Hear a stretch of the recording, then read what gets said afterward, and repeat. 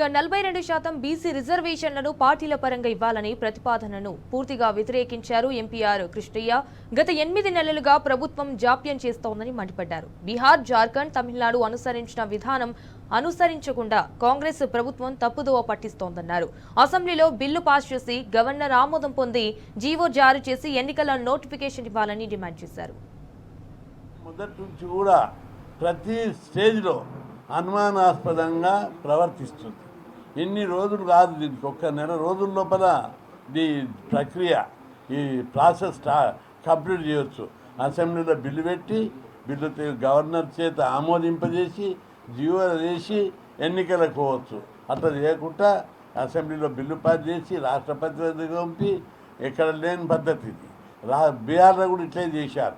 రాష్ట్రపతి వద్దకు పంపిర్రా, తమిళనాడులో చేసారు, రాష్ట్రపతి వద్దకు పంపలేదు. కేవలం ఈ ప్రభుత్వం చేయడానికి ఇష్టం లేక కేంద్రం మీద బురద చల్లడానికి, తాను బదలాం కాకుండా ఒక దెబ్బకు 2 పిట్టలు అన్నట్టు రాష్ట్ర ప్రభుత్వం బ్లేమ్ కాకుండా కేంద్రం మీద బదలాం చేయాలి, తాను గట్టెక్కాలి అనే రాజకీయ కోణంలో చూసి దీన్ని దెబ్బతీశారు. బీసీల చెవులల్లో పువ్వులు పెట్టొద్దు, అమాయకులు గారు మోసపుచ్చొద్దు, ఎన్నికలలో ఓట్లు వేసుకున్నారు.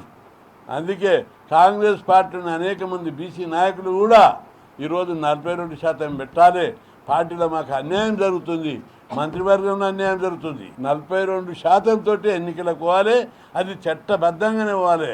ఎందుకంటే మీకు లీగల్గా కూడా ఈసారి కోర్టు కొట్టేస్తారని భయం ఉంది. కొట్టేస్తే కొట్టేయండి, కోర్టు మీదకి కొట్టినప్పుడు కోర్టుతో మేము కొట్లాడతాం. మీకెందుకు, మీ మీద ఎందుకు వేసుకుంటారు అవన్నీ అపవాదులు. కోర్టు కొట్టేస్తే కోర్టు చూసుకుంటాం, మేము కొట్లాడతాం. ఆ కోర్టు కొట్టేస్తే అప్పుడు రాజ్యాంగ సవరణ కోసం మేము కొట్లాడతాం. అదేవిధంగా రేపు సత్యాగ్రహం చేస్తున్నాం. హైదరాబాద్లోని ఇందిరా పార్క్ వద్ద అనేక మంది బీసీ నాయకులతోటి సత్యాగ్రహం చేస్తున్నాం. అంత సత్యాగ్రహానికి అందరి మద్దతు ఇవ్వాలి.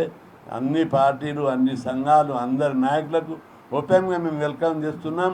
మీ మద్దతు కావాలి. ఇది ఒక మాత్రమైన చరిత్రక పోరాటం. అందరు నాయకులు పెద్ద మనసు చేసుకొని ఈ ఉద్యమాన్ని బలోపేతం చేయాలని చెప్పి విజ్ఞప్తి చేస్తున్నా.